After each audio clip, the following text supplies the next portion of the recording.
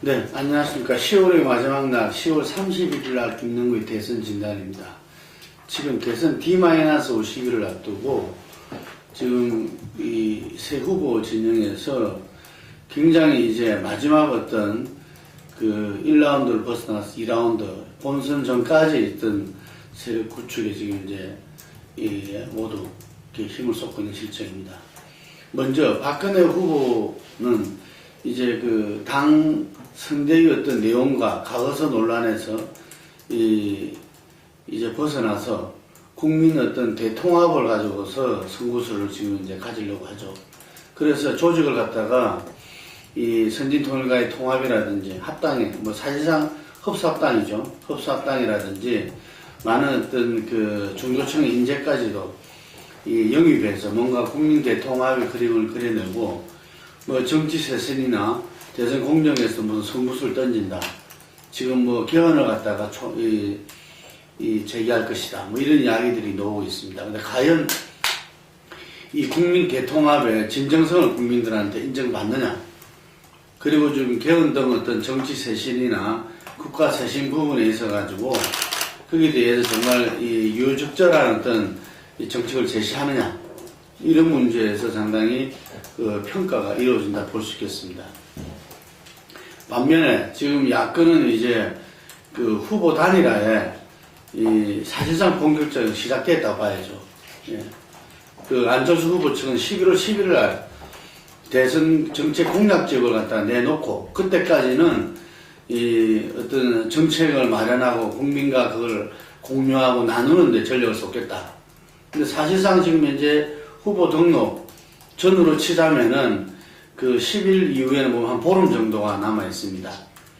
그랬을 때 어떤 이 단일화 방식을 어떻게 가져갈 것이냐, 뭐 이런 부분에서도 상당히 중요한 부분인데, 현재 여론조사에 보면은 접합도에서는 아마 문재인 후보가 여러 조사에서 조금 앞서는 걸로 나오고, 어떤 경쟁력에서는 안철수 후보가 거의 모든 조사에서 문재인 후보를 앞다고 있습니다. 대선 후보의 접합도 경쟁력에서 조금 차이가 이 조사 기간마다 나지만 뭐 대체적으로 그렇게 볼 수가 있습니다. 그래서 이것이 과연 이 단일화 방식에 어떤 영향을 줄 것이냐. 지난 2002년도 단일화 할 때도 여론조사 설문 자체가 굉장히 절충식으로 됐습니다. 예를 들면은 그 당시에 한나라당 이해창 후보한테 그 이길 후보로 노무현 후보와 정몽준 후보 중 누굴 지지하십니까? 다시 말해서 경쟁과 지지를 절충했던 거죠. 그래서 이번 같은 경우에서도 사실상 이 선거인단에 의한 어떤 대중경선, 민주당이 요구했던 이 대중경선이 사실상 그 날짜가 없습니다.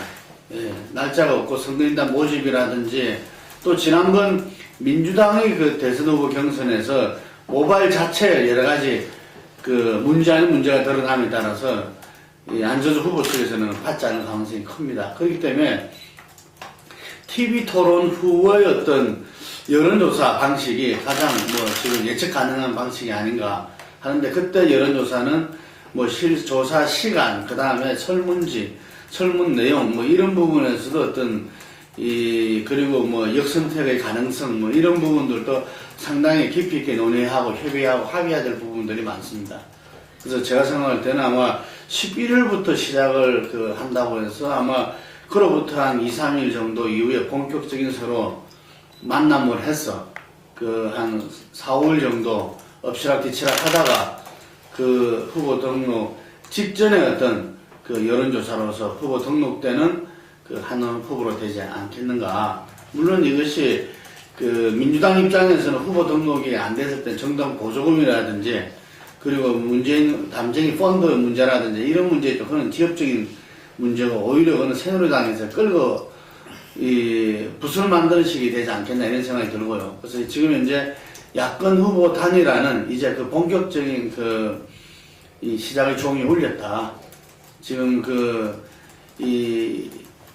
야권 단일화는 국민에 의해서 이루어져야 된다는 것이 두 후보의 모두 공통되는 발언입니다. 마찬가지로 국민의 입장에서는 야권 단일화가 시작됐다는 이야기입니다. 그래서 본격적인 두 후보가 만나서 공식적으로 하는 시기에는 앞으로 한 열흘 내지 보름 뒤부터 시작되겠지만 이미 시작됐다. 그래서 적합성과 경쟁력에서 서로 우위를 가진 두 후보가, 안철수 후보는 아마 그동안에 가장 집중적으로 이 노력을 갖다가 경주할 것이 국가 운영에 있어서 국정 운영의 안정성을 어떻게 보여주느냐.